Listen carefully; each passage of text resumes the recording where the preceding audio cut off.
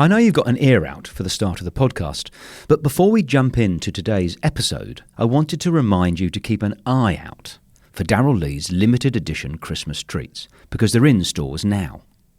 Like the iconic Christmas nougat pudding, so yummy and a gorgeous little gift.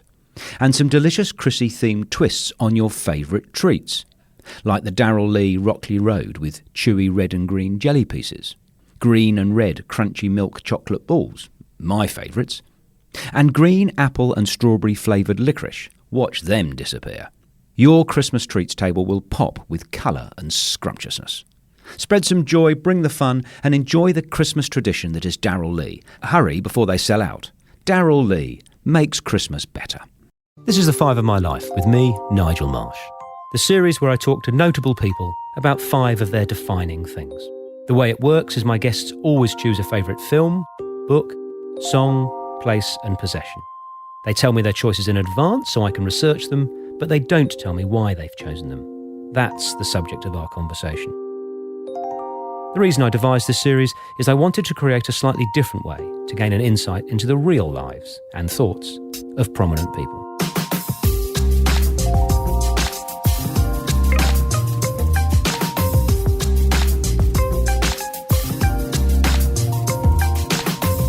William James Anderson is a comedian, writer, presenter and podcaster. One of Australia's hardest working and most popular entertainers, he's widely awarded for his work across TV, radio and stand-up comedy.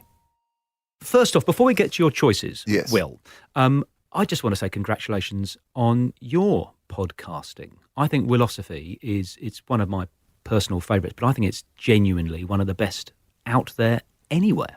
It's been remarkable how much people have connected with it. And I think really just because there's a lot of interview podcasts out there, but it's not an interview podcast. It's not, if you're expecting to hear about somebody's entire career during that podcast, you won't. Often you'll hear about what their favourite type of sandwich is, and we'll talk about that for 20 minutes because really all I'm looking for is to eventually ask that question, get onto that topic where in all the times they've been interviewed, in all the times they've had conversations, what's the thing you really want to talk about?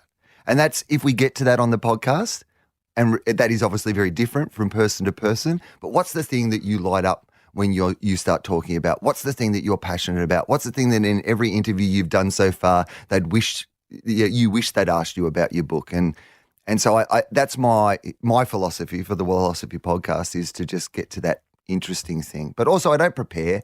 Like, you know, this is a very professional podcast that I'm doing today. I feel very shamed because mine's mostly recorded, you know, myself, not in a professional studio. You know, the dogs on the guest laps, whether they like it or not. And my technique is very simple. I do not do any research on the people that I have in, and then I just listen and ask questions based on what they say and their answers. And I hope that I get to discover things about their life at the same time as the audience who is listening get to discover those things rather than me having a set agenda for what we're going to do during the podcast. So what I've got to say is it works, but I hate you because I should have set up that podcast, not this podcast, because this is research heavy. All I do is difficult. read about bloody Wil Anderson and your choices. I should have set up the podcast, which is just rock up with my dog on my lap and shoot the breeze. Absolutely. I couldn't agree with you more. You're going to a lot of fuss for what is an imaginary radio show. There's camera crews in here. There's a cast of people. Like, to be honest, you've got more people working. You've got more people working on this show than a lot of podcasts have listening to their podcasts. You've gone to a lot of effort. You're asking people for lists. They're doing research to come on your podcast, then you have to go away and do all this extra research. My philosophy, it's a very self-serving philosophy, which is no research. That's the theme of the podcast. I refuse to learn anything about you until we start talking to each other. Okay, that's going to be my new philosophy. But I have done the work on you, and I have to ask. Thank you. I know you're incredibly busy for making the time for the 5 of my life. How did you find the process of your 5? Easy, fun, boring, talk to your partner? I mean... I hate it. I literally hate it. And I mean that completely honestly because that idea of defining, you know, myself by things that I like, Yeah. I think is a problematic thing in the first place. This modern day society, without getting too deep on it, I think that so often so much of what we do and what we consume is set up by what we like. The algorithms even of the computers are feeding us stuff we like. You like this, you watch this on Netflix, you listen to this sort of music, then you might like this. And the idea that we go through life only sampling things and defining ourselves by the things that we like and things that are similar to the things that we like. It's often why commercial radio is so boring, right? Yeah. Because the way they test the music is that they play you a little bit of new music, and the only new music that people are going to respond to in that small testing size is new music that sounds already like the music they're familiar with. Those great songs, the songs that revolutionise rock and roll and music, are the songs that when they first come out don't sound like anything else on the radio, and then they define that era and that generation. So they're not ones that you're immediately going to listen to and think this is fantastic. And again, that idea that there are these signposts of your life that somehow this song or somehow this movie or this moment can tell you something inherently about me. It's a false artifice, but then of course something that I then want to honour the concept of your podcast. So It takes you quite a lot of time to go, well, okay, well, if I have to give in to the conceit of what this is and try to provide, because I didn't want to be flippant then in answering it, because, it is the conceit of what you are doing. Of course. And you are asking people in to say, tell me some stories around these things that will tell the audience who is listening today something about you that they might not already know. So what I'm trying to do, absolutely with a conceit, is what you do, and I'm using the format. They lead to a story. But this is great because this is a double train crash. So not only have I set up a podcast where I have to do lots of research, my guest hates having to choose. So we're off to a flyer. Yeah, exactly. You've already put me on the back foot. That's what you've done. So I do You're apologise. Could you please come on my podcast? And now here's your homework.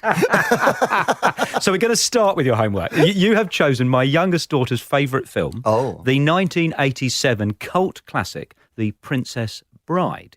Tell me why. There are very few, to misquote one of the lines from the movie, there are very few perfect movies in the world. And I believe this is a perfect movie. Comedy in particular ages quite badly, and because often it's of its time, and it's very hard to write something that is so perfect that you could rewatch it years later and still think it's perfect. Life of Brian comes to mind, but there's very rare comedy movies throughout history. But The Princess Bride is a perfect movie. It's a perfect movie that you can watch back today and still says something about modern day society, even though it's, it's in essence a fairy story, and the lines in it still stand up. There is nothing about it that has become problematic in the 30 years since it's been released. And I saw it by mistake. That's, I think, probably what excited me the most about it. I'm not one of those people who discovered The Princess Bride later. I discovered The Princess Bride at the Sale Cinema, East Gippsland, a big country town sale of about 12,000 people, which is where I went to high school, and I'm from a little place of 250 people. So Sale to me was, a big town. Smoke, It's where you went to the movies. It's where, they had a cinema, they had a McDonald's. Actually, they didn't until I was in year 12. So that gives you a bit of a sense of how big a town it was. And going to the movies was seen as an amazing treat, very exciting, that idea of, going to the movies. And I remember it was me and my friend, Sarah Bailey, his name is. I'm sure he wouldn't mind if I mentioned this. And we both had sisters who were of a similar age. So basically the idea was that day that the parents had to find a film that was all right for us to see, but all right for our little sisters to go along to the movies for us to see. And they chose this movie, The Princess Bride, because from the advertising, you would have imagined that it was going to be, pitched very much like you said at your daughter and at the little sisters in this relationship. So I went into this thinking, oh, here we go. Much like the Fred Savage character, to be honest, in The Princess Bride itself, I was like, oh, is this a kissing book? I was like that with that movie. Is this a kissing movie? And I remember just sitting there, and I reckon it was probably maybe if it wasn't just the four of us in the cinema, there was probably a couple of stray other people. It was the middle of a day, movie viewing, not a popular movie when it came out at the cinema, and I knew nothing about it. And then for the next, 2 hours, I was captivated by the way that this story unfolded, the incredible comic performances, the memorable lines, the actual hero's story, the the fact that it was taking apart all those myths at the same time as putting them back together, but being respectful of the form. It's like, it's the greatest of all comedies because it is both a parody but also uses all the tropes to tell that story as incredibly successful as those stories are told. And it does it so tone perfectly right the way through the movie. I became obsessed with William Goldman, who wrote that movie afterwards. He wrote Butch Cassidy and the Sundance Kid is what he won his Oscar for, but an incredible screenwriter in general. So one of the greatest Hollywood screenwriters of all time, and wrote some incredible books about Hollywood screenwriting, which are iconic books in the genre, and I devoured everything. I went and found the Princess Bride book, and of course the book is, there's this, I would recommend, I won't try to explain it here because we don't have the time, but I would recommend to people, the way he wrote the book originally was as if it was based on this other book, and then he doesn't tell you that it's not real. And so, like, you know, you go off to try to find other book, but this other book doesn't actually exist. It's all... Yeah, so it's this incredibly complex backstory that then made this perfect movie, and yeah, I would watch it at least once a year. Still, I would just sit down and watch The Princess Bride just for it's my genuine happy place. Like when I'm watching that movie, every single part of it is still just perfect. But there's a line in it, right? Having seen you on stage a couple of times, there's a line in it where they're doing the drinking game with the poison. Yes.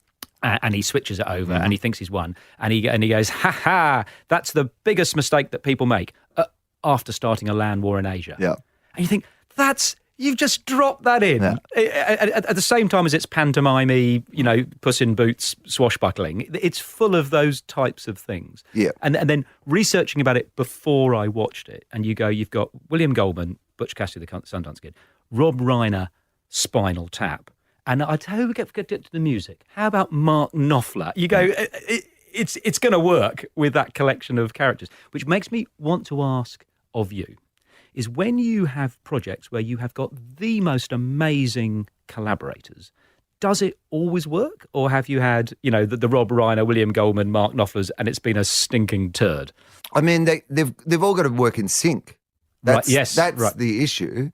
Like, I mean, I host a television panel show, and we have 5 guests on every show, 2 regulars, you know, who are there pretty much every week. What we could do is we have an idea of who the audience best responds to of our guests that we have on that show, who our stars of that show are. Now, what we could do is put, you know, the top 3 stars in the audience mind on a panel, but that wouldn't necessarily make the best panel, because what you're looking for is, you know, to use a sporting analogy, like if you've got a gun shooter in the team, sometimes you need like a big tall centre to be getting the rebounds to get it to you don't actually need another gun shooter. You know, so what you're looking for is teams that work together. Often what I think when I talk to my team at Gruen, for example, about how we make the show, is when we're having meetings, I'll often start with what I want, and then I will put it over to them, and then I will just listen for a very long time. And then at the end, I will start to process some of their thoughts into, again, what it is that I want.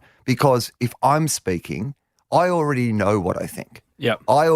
So if we're just relying on it all coming out of me, we're never going to get a broader vision for what the show might be. So my big trick on that is that you're always looking for complementary skills rather than just saying, let's get the 5 biggest names in comedy and put them on a show. That doesn't necessarily work. You've got to look for 5 people who have, you know, supporting and complementary skills to be able to work together. And I reckon we're talking about the Gruen transfer here is, I mean, I know Todd and I know Russell, is, with the greatest respect to Todd, who's a dear friend, is, I think, and indeed yourself, who I think is a legend, is the secret source of that show is you guys having the wit and understanding to have a Russell on.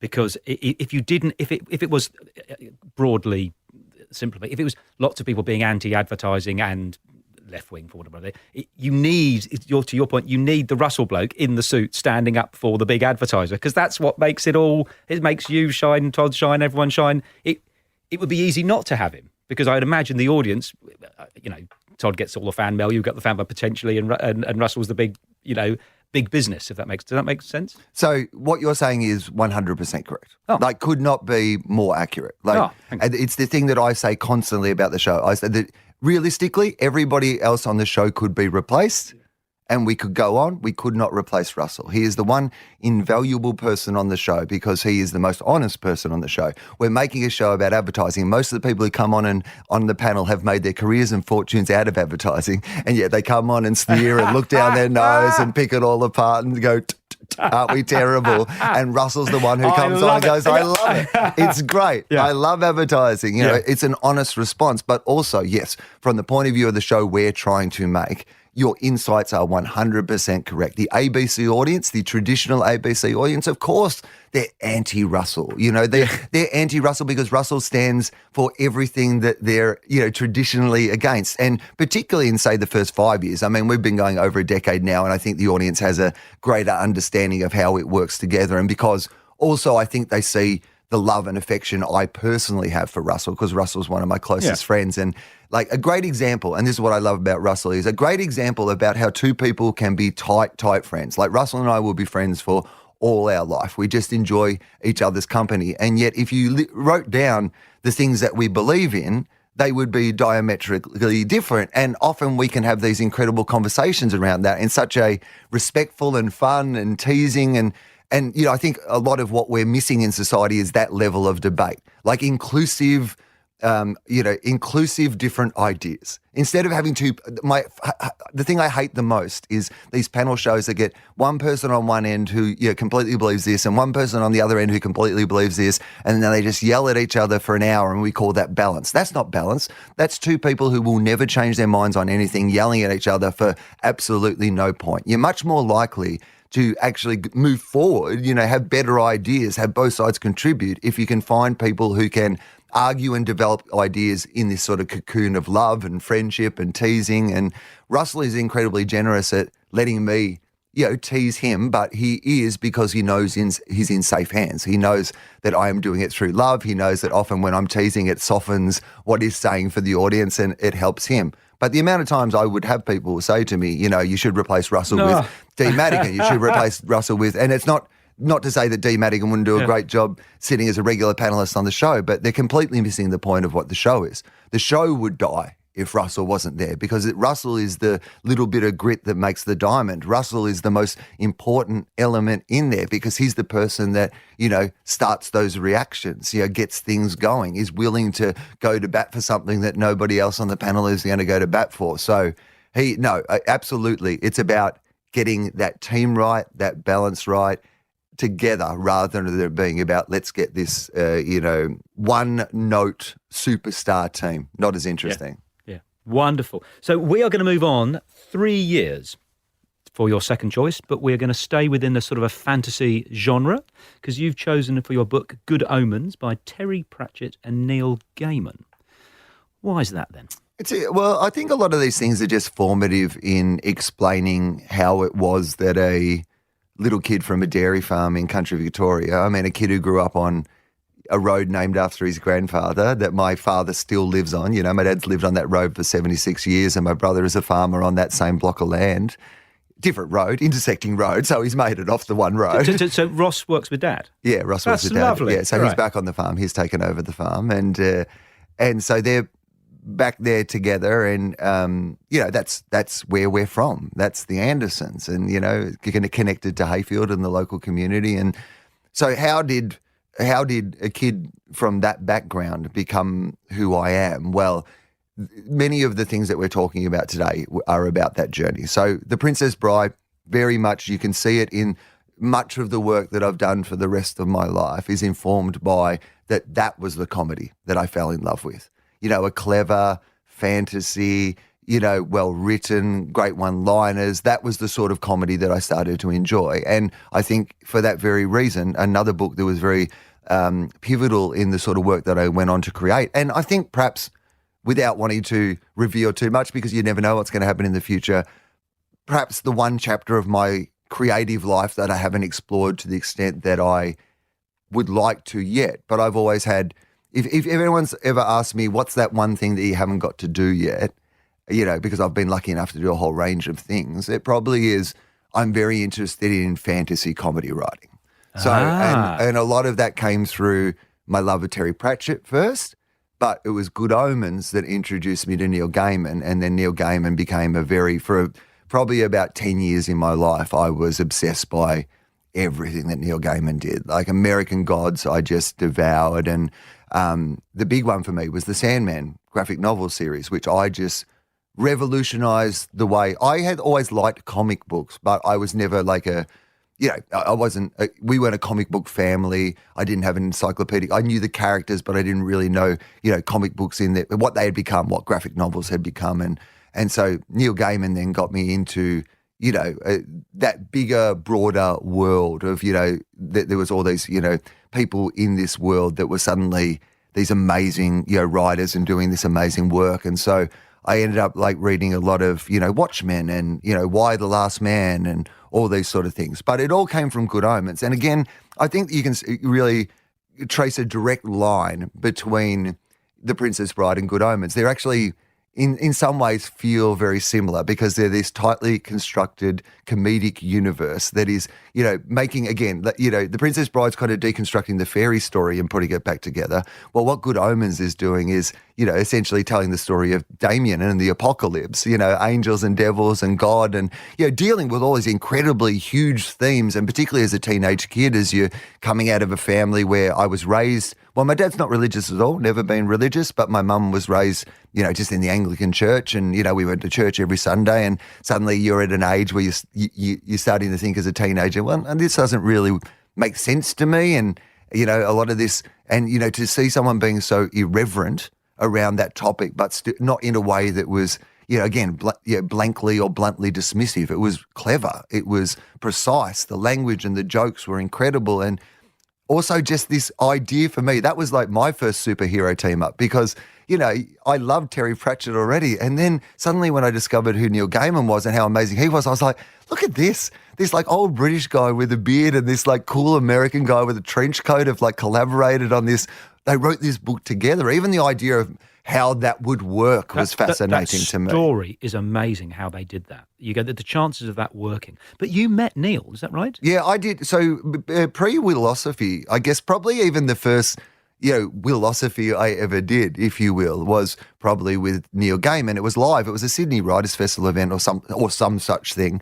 And that, again, the kind of idea had been that they want to do a in conversation event, but they don't necessarily want it to be your traditional boring, here are, same questions that Neil gets asked at every Q&A. So they asked me to do it, and they said, what you'll basically do is Neil will just have a cup of tea with you beforehand, and you guys can have a chat about where it is that he wants to go, and then can you do that? And so I guess perhaps that was where it started, that idea of, because he was very into, I always get asked this, and this. They'll probably ask it at the Q&A at the end anyway, so let's just avoid that stuff in the main bit, and then, people can ask that in the questions and whatever. So we had this conversation that was much more about, how did you do this? How did you feel when you were doing this? What was your biggest fear, when you were doing this? And started exploring those ideas. I do a little bit more in my podcast because basically because he had given me the permission to at that stage. He was the one who had said, I'd rather be asked something I haven't been asked before than, kind of have to do the same answers again. So I'm going to have to take you to task. That's wonderful to hear about. That might have been the start of Willosophy, or the part of the start. But in one of the descriptions I've read of it, it's Wil Anderson asks smart people dumb questions. And I go, that's not what it is at all. It's Wil Anderson asks smart people smart questions. I know, but he's... Self-deprecation. Correct. So, yeah, it's, part of it is, without wanting to, give away the magician's secrets, of course, part of me getting what I get out of people is the disarming that I'm not bringing them in for a 60-minute style interview. Yeah. Of course, that's absolutely part of it. My favourite way, this is the difference between American and Australian comedy when you're doing stand-up, because I spent 10 years in the US, doing stand-up, and they want your credits beforehand because that's the American way. You might have seen this guy on Conan. You saw him on Chelsea lately, and they'll list like 3 minutes of credits before they introduce somebody. That is the opposite to how Australians want to be introduced. My favourite ever introduction that sums up everything I believe about comedy was Peter Hallier, and he used to do it from backstage. Ladies and gentlemen, turn off your mobile phones and lower your expectations. It's Peter Hallier. And that's what you want. That's, for me, is you want to disarm first. Often what happens in my podcast is that if I want someone to tell a story about something, and particularly an intimate thing, I will ask them the question, then share something very similar about myself first. And that has a twofold reason for that. One is that while I tell my story, it gives them some time to formulate their thoughts about what they're going to say. And secondly, I believe that by me revealing something about myself in that way, it gives them permission to then feel comfortable to reveal something about themselves in that way. But you're quite a private cove, I would suggest. Yes. So romantically, yes, what are you prepared to share? So the question I was going to ask is, does your life, you're the hardest working bloke, which I'm going to come on to talk about, does your life make that side of things more difficult, less difficult, makes no difference either way? The fact that you're always going to be on the road and blah, blah, blah. Hard to know.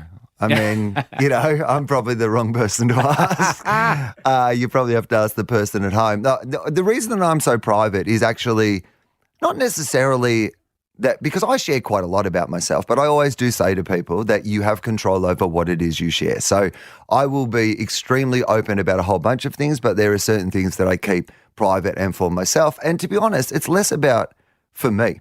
It's more about that I chose to do this with my life, and the person who is in my life did not choose to do this with her life. And so she feels uncomfortable, like occasionally when, her name is, mentioned in things, or somebody puts it in an article or whatever, even if I haven't mentioned it myself, they'll do some research. And I mean, it's not a secret. Like, you can find the information if you want to find the information. And, people who listen to my podcast will often hear me. Well, actually, sometimes we'll hear her walk in, or we'll hear references to her or whatever. But because she hasn't chosen to be in the spotlight, I'm incredibly protective of making sure that I don't do anything to make her feel uncomfortable when, putting her into situations or scenarios. So I'm pretty lucky also that not really any of my work revolves around, this thing happened at home. Often, conversations we've had or one-liners that she's come up with end up in my shows. She often thinks she writes some of my best stuff. So that's absolutely true. And but yes, I do think that there are areas of your life. My big thing, even like comedically when I'm putting together a routine, is if I'm talking about something, it's very rare that I'm talking about one person. So if I'm talking about an experience that I had, in a shop, it's normally a combination of 3 different experiences that I've had in a shop, and I've combined those 3 different people into. In my most recent show, I tell the story of going to see my therapist again. But the truth is that the therapist I'm referring to in the show, the therapist that is the through line of the show, is a combination of 3 different therapists I've had that I've combined into one person, so that it's not any of the therapists in particular, which is partly for their sake. I don't want to, put them into a show and then misrepresent them. But secondly, it's because, when I'm talking about real life people, they haven't signed up to be in this world. So what I like to do is often just take a characteristic or traits of a couple of different people and combine them into each other. Wonderful. Thank you for sharing that. It's hearing how people deal with press intrusion and their personal lives in their public work. There's a story about Richard E. Grant, which I just adore, where he would get paparazzi with Nell and I, all that stuff. And his solution to it was making himself available. What a legend. So what he did, he would go, shopping with his wife and kid, and they'd take pictures of him and, push the pram and all that. It was a disaster. So he decided, I'm going to stand there and destroy the market value of my picture. So you can't sell a picture of Richard E. Grant because there are thousands and thousands, so the Sun on the News of the World doesn't want it. And you go, wow, just different ways of dealing with your personal life if you are an entertainer and a performer. I think that one of the things that I've been very conscious of in that area is that the rule used to be, and it is not anymore, but I think this was a good rule, which was that if you are profiting from your relationship, if you and your partner are rocking up to get your photo taken at movie premieres and that you've got an Instagram page where you're flogging your activewear or whatever, then you have commercialized your relationship. And then from a public perspective, you could make the argument that then, therefore, you've put your relationship on the public agenda. Therefore, it's okay for the public to have some curiosity around it. But we have never done that. No. You can't find a picture of us at a movie premiere or anything like that. So I do feel like in the old days that used to be like, okay, well, they've kept it private. We'll also not intrude. And to be honest, mostly that is still the case. I do think that, I'm not Richard E. Grant. No one's particularly interested in papping me, I can swim with my shirt off at Bondi and nobody's going to take a photo of it. They're just going to shout, put your shirt on. I did get once papped at the gym. I was at the gym and somebody took photos through the window of the gym and that ran in the paper. And I think that was the last time I ever got papped because I don't think they got any extra sales. It was a slow news day. Slow news year, I would have thought. Now, we're going to have to move on to your third Yes. choice. So for your song, we're going back 10 years to 1980. It's the lead single from AC/DC's seventh album, the title song, the best opening riff, I think, ever of anything, Back in Black. I believe that too. And I've heard it a lot. So You open your show with it? I open my show with it. It's every show that you do? Every single show for the last decade, I open with Back in Black. And I've, to the point where I noticed the other night that people get that now. So I was doing a gala night where they just had, different music in between the different performers. And I noticed as I walked on stage, they had Back in Black. I had not asked for it. It was just, enough in the zeitgeist and people know now. But I spoke about it in my last show, We're Legal. I actually spoke about why I used Back in Black. It was the first time that I'd ever spoken about it on stage because it was integral to the story that I was telling. So, but the reason is, and this is the story is, and there was a comedian called Dave Grant. He was a Melbourne comedian, and when I first started coming through the scene, he was probably, another 5 or 10 years more experience. He was an established comedian already, and Dave Grant was an incredibly kind performer to younger performers, a very generous performer. He was a guy who knew live comedy back to front. I've never seen a better live performer than Dave Grant. Any room that he ever played, but he was one of those guys who, he would take his own lights to gigs in the boot. He would rearrange the chairs in the room. He was a perfectionist when it came to people having the perfect experience. This sight line's no good. You're going to have to move this. You're going to have to fix that speaker. You're going to have to turn the lights down here. He was a real perfectionist about every show being the best. It's a bit unusual for comedians. Comedians will tend to rock up and go, oh, there is no microphone. Oh, well, I guess I'll just shout the jokes, Whereas he was the opposite. He was like, no, this is a professional thing and it should be treated. You're doing a show and everything in this room should be in the perfect position for this to be the perfect show. And there's no such thing as a show too small or too big. And he never quite got the mainstream success that he deserved. Now, I believe that comedy is a live art form. I believe if you watch something on Netflix or Stan, you watch someone's special, if you love it, if you adore it, if you think it's the best thing you've ever seen, imagine what it would have been like to see it live because you've seen about 60% maximum of what it actually felt like in the room. Live comedy is to be experienced live. What I love about, I do some improvised stand-up shows, as you know, and what I love about those is that part of the joy is that it will never be repeated again, that those people in that room that night, they're the only ones who'll be able to remember that riff or that person or that joke or that thing that happened. And everybody in the room has the same ingredients to enjoy it. And they're not half watching while on their phone or going out to get a cup of tea or stopping it halfway through to have a rest and then trying to pick it up again. It's a show. And that's what Dave was about. Dave was about tonight might be the best comedy show you've ever seen in your life. Now, so when he died way too soon and way before the great success that he should have had, I was just thinking about ways that I could honour him or remember him, because he had been incredibly kind to me and we had become a lot closer when he'd been sick. The comedy community is an incredibly generous community, particularly when people are in trouble. The first people to organise bushfire benefits, the first people to look after somebody if they're, sick or need our help. And so when Dave was sick, we rallied around a bit and Dave and I probably became closer than we had been previously. And when he died, I was just like, how do I how do I honour this? And so Dave's intro music was Back in Black by AC/DC. And so I decided that I would adopt, and with the permission of, his family, that I would adopt his intro music as my intro music. And the reason for that was that I just wanted to, I actually for a while, I'd forgotten this until I started telling this story, but I remember at the start, I used to write on my hand, WWDGD, what would Dave Grant do? Like, because that idea of like when you're backstage, often when you're doing a long run, particularly a festival, 20 shows in a row, but any type of run, comedy is like any other job. Some days, even if you have the best job in the world, you're like, oh, I've had a busy day. I probably would prefer not to work tonight if I didn't have to.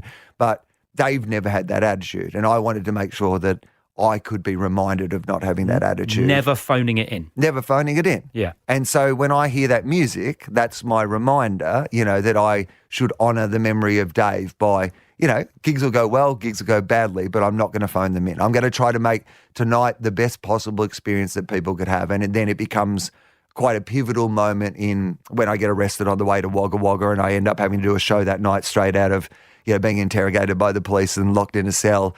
That music becomes incredibly important on that night, in that moment, and that then became actually not only the music that opened the show, but integral to this show and this story itself. What an incredible story. So it's a trigger to get the best out of you. Yeah. And the thing... and now, though, but when I hear it on the radio or if somebody plays a bit of it, I do have you start performing. I have a Pavlovian response. There is a little bit of me like, hang on, is that me? Am I on? The song... It's like a double tribute. So you're using it as a tribute to Dave, but that song, I didn't realise this, was written by Brian Johnson as a tribute to Bon Scott. And like you said, it's got the greatest, it also is great intro music. Yeah. Like, it's a great way to start a show.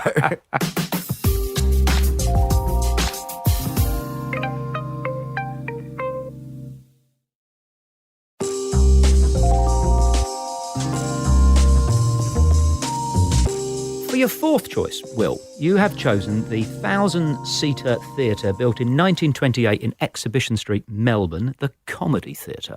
What's all that all about? More people have seen me do shows there than anywhere else in the world. In fact, I'm pretty much, if you add it up, everywhere else in the world, it'd be about, I think I've done 11 seasons or something, maybe even 12 seasons at the Comedy Theatre. So it's my home during the Melbourne International Comedy Festival, and yes, it's a 1,000-seat theatre and I do 20 shows every comedy festival. And so more people have sat in that room watching me do what I do than anywhere else in the world. It's your home pitch. Yeah, it is. It's my home club. And I'm probably the comedian again, I've spent, I've spent over a year of my performing life, performing in that theatre. And so it feels like home to me. When I go to the comedy festival, it's the one place that I want to play. I think it's the perfect theatre. I've been lucky enough to play, the main room at the Sydney Opera House. I've been lucky enough to play Rod Laver Arena, all these incredibly huge and iconic venues. But for me, I love the Enmore in Sydney. I think that's a beautiful venue. I love the Comedy Store where I'm doing my improv shows in Sydney where they were born, because it's a beautiful, space to do stand-up comedy. But for me, the perfect room is the Comedy Theatre in Melbourne. It's 1,000 seats. It's got a balcony that's really close to the stage, so it feels like you're playing a small club still, even though you've got all these people in there. They've just finally redone the seats, so it's comfortable for the audience now. But the stage itself, there's an intimacy with the audience that I can't replicate in any other theatre around the country. I like that. There's a little back entrance so I can sneak in and sneak out, because that is what I prefer with the show. And there's a little alleyway by the side of the theatre where they let me smoke. So it's the perfect environment for what I need in a theatre. So I love it. But most importantly, I guess the reason that I love it is that it is tied to the Melbourne Comedy Festival. And the Melbourne Comedy Festival is where I started doing stand-up. And it is the anchor in my life of all the things that I have done, of all the adventures that I've had everywhere I go. The one thing that I can tell you that I've been doing, I'm no good with dates and times and when this happened and what happened and how many of these I've done, but I can tell you precisely that I've done every April for the last 25 years, quarter of a century, you will find me at the Melbourne International Comedy Festival doing shows. Yeah. It's the anchor in my life. It's the one thing that gets locked into the diary first and foremost every year. It's the one thing that legitimizes my story and tells the story of who I am as a comedian. That for me, it's always been about live comedy first. The Melbourne Comedy Festival is the world's greatest comedy festival. I will have no argument against that. I know some people will go, what about Montreal? It's a trade convention for top-end comics doing huge gala shows. Great fun thing to be involved in, but it's a trade convention. It's a show-off. You're doing 10 minutes, in these huge rooms full of thousands of people. What about the Edinburgh Fringe Festival? Yeah, amazing, of course. Over 1,000 brilliant comedy shows. But the Edinburgh Fringe Festival is not a comedy festival. It has a comedy festival component of a broader, larger fringe festival, but it's not a specialist comedy festival. The greatest comedy festival in the world is the Melbourne International Comedy Festival. Over 600 individual shows, often by people who have spent their entire year saving their money and then, coming up with an hour of ideas out of their imagination, haven't dug anything out of the ground, haven't, got some kid to stitch something in a third world country.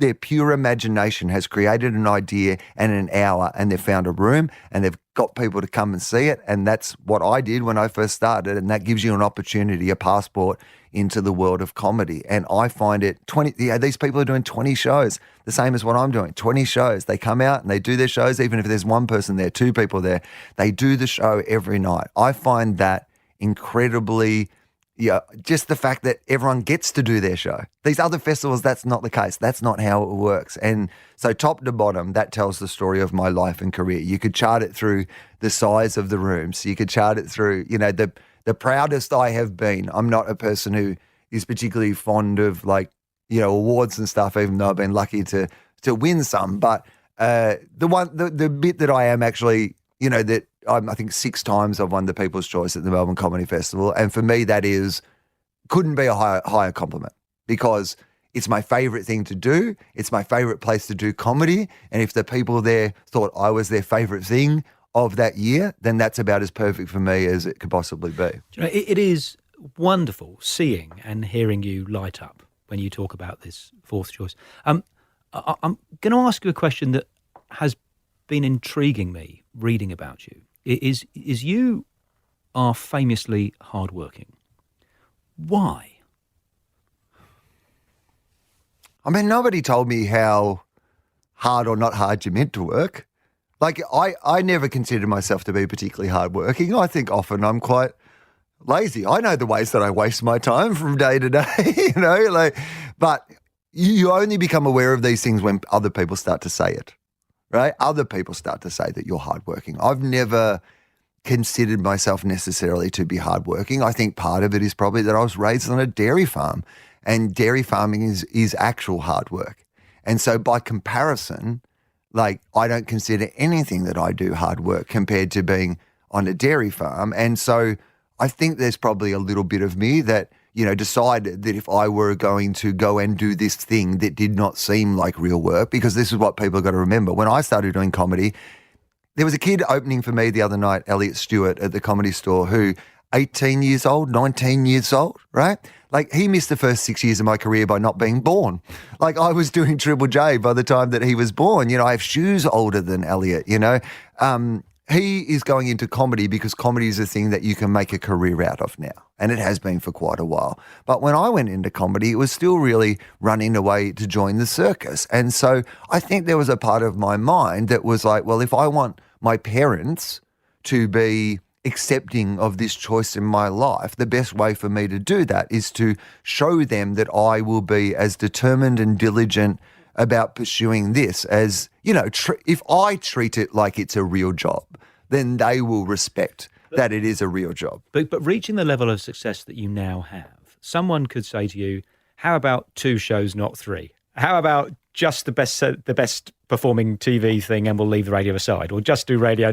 You do it all. So I imagine you have the respect from family, whatever else. You are successful and peer respect and all those wonderful things, yet you still are charging at it like a wounded bull, which is amazing and lucky for us consumers. But I just wonder if that is still the reason. It's funny though, because you say that, but I know all the things I say no to. Right. So I guess in my head, the fact that I say no 9 out of 10 times. Right. So I guess in my head, You could do it even harder. I'm doing a tenth of what I could possibly be doing. Yesterday somebody, offered me a book deal and I was like, I can't, I say no all the time. Okay. This is my point. I'm pleased to hear it. The amount of TV shows I've said no to, the amount of books I've said no to, the amount of, do you want to go and do this? I mean, I just stopped doing radio again just because for the reason that I didn't do the amount of stand-up last year that I am passionate about. And, I was doing breakfast radio and I just got to the point where I was like, well, actually, I can't. I can't do 5 days a week breakfast radio and also expect to work nights. It's just one of these two things will be losing out of this scenario. Either I'll be badly serving my stand-up or I'll be badly serving the breakfast radio if I'm serving my stand-up well. So I walked away from that and that was, a pretty lucrative thing to be doing with my life. And I made that choice purely because I'm more passionate about my stand-up and I didn't feel like I was giving it the time that it deserved. And so I feel like I am making those choices, So in my mind, the way that I tell my story to myself, the way that we tell our own life stories in our heads, I look at me and go, look at all these things I'm turning down and walking away from. I don't consider myself to necessarily, and I don't want to I less and less these days want to be defined by that idea that I am hardworking because I would rather... I still would like to work very hard on the things that I value. So, but that's basically how I'm trying to rearrange my life a little bit more, is to just spend more time giving all that work to the projects that I already love rather than adding extra projects along the way. So you heard it here first. Wil Anderson, positively lazy. Yeah. Okay, so the fifth one, which I'm really looking forward to talking about, because I've got no idea what you're on about. I've got written down here, and I tried to research it and I couldn't. Knob of the Year trophy is Wil Anderson's possession on 5 of My Life. Yeah. Go. Well, I did mention earlier that I don't believe, particularly in the arts, I'm not a particular believer in awards, right? But you've got this one. You are. Which year was it? Well, this is I'll tell you quickly the story because this is, it does say something about me because I think that arts are subjective, and this idea that somehow you can say this TV show is better than this TV show or this comedy show is better than this comedy show is a really stupid idea. And I like to make that point as someone who's won all those awards because I think, often if people make that point, it feels like they're being bitter. But I've won a Logan, I've won an actor, and I've won a Rose d'Or, and I've won a Holtman Award. I've won them, and I don't own any of them. I don't know where any of them are. I don't know if any of them still exist. I have no trophies in my house. That is just not the sort of life that I live, except for one. And that's the reason I contextualize it, is that it is so important to me because when I was at high school, the first thing that I ever really did that probably led to this career that I do now was a local community organisation called the Lions Club. They're a huge organisation. People know the Lions Club. Community service organisation. They had a statewide and then national competition that was partly public speaking, which was why I had got into it basically. And then the other part of it was public service and what sort of person you were. There was an interview component and these sort of things, but they called it Lions Youth of the Year. And so basically these regional areas would, the local Lions Club would have a night and you'd have all these people who got sort of nominated and you'd make one prepared speech and one improvised speech. They'd set a topic on the night and you would have to do an improvised speech. So I think the prepared one was maybe 5 or 6 minutes. The improvised one was maybe a couple of minutes. And then there was this interview component and whatever. And you would do the speeches at the local Lions Club and then the person who won that thing would go through, the regional levels and all the way up to state. So I would have been in year 11, I guess, and I ended up winning the Victorian State Lions Youth of the Year and then went to the national finals, which I did not win. But it was the first time that I had ever really done a series of, public speaking, in this format. And it just turned out that bit of it I was very good at. That was where I lit up. The prepared speech, good, but the improvised speech, that was really my So the trophy's called forte. the knob of the year? No, sorry. Right. I'm going to get to that. Right. Yeah, sorry. I need to tell you this bit of the story so you can understand the next bit of the story. What an organisation is the Lions thing, knob of the year? I think that this comes from, it was very prestigious and no one from our area had ever, the fact that some kid from our school in our local area had been, the Victorian Lions Youth of the Year, ended up becoming, it was a big and, you know, you can imagine what schools are like with this sort of nonsense. You know, they really wanted to, you know, celebrate my success and make a very big deal about it. And so my friends made me a trophy, and it had a little doorknob on it. And it's like, I still have it in my office. Yeah. And it just said, the knob of the year. And for me, that sums up so much about me, which was, that's my memory of that moment, is not about, hey, wasn't this a great successful thing for me? It was my friends undercutting the moment. It was my friends making fun of me. And I had I look back on that constantly. I'm so much more comfortable with that than I am with actual recognition. I always want to be the guy tweeting at the Logies. I always want to be the guy calling bullshit on the pomp and ceremony of all that sort of stuff. And the thing where it started, that moment of me going, I could have gone two directions there. One could have been, look at me. Aren't I great? Look at this, celebrate me. Or, here are my friends, and they're, taking the complete piss out of me, and they're undercutting this very big and grand moment. And that's exactly where I wanted to be. I was 17 years old and I'm 45 now. So, yeah, that's perhaps the only thing that has survived every move that I've done in my life. So that story, I think, is yet more evidence that you were totally wrong at the start of this show when you said the conceit, which absolutely it is, of the format, might not, and it's a real honour that you gave me your time and you forced yourself to do the homework. But I think these 5 things have revealed a lot about you. I mean, I have found this totally fascinating, and you've brought your real self on. So, mate, you are a dead set bloody legend. One last question, which I ask everybody. Who do you want to hear on 5 My Life next? Well, I didn't want to preempt this, but you kind of preempted it earlier in the conversation because you haven't had Russell on, have you? No, I've had Todd, but Todd was the first episode, right? That's right, yeah. Yeah, he was the first episode of Philosophy as well. Right. I saw that when I was look at this. Yeah. We have something in You common. Want me to interview Russell? Oh, absolutely. Done. You should interview Russell. We'll give him a ring. He is, because as you were saying, and as you recognise, there is so much to that man that people don't understand. And in this format, I would love to hear it. I'd like to know these 5 things, and I would like to know what Russell brought to the table to tell those stories. So 100% Russell. So I'm going to do it. Wil Anderson, thank you so much for coming to 5 My Life. Pleasure. The 5 of My Life was presented by me, Nigel Marsh. Producer, Alex Mitchell. Sound production and theme music by Darcy Thompson and Matt Nicholish.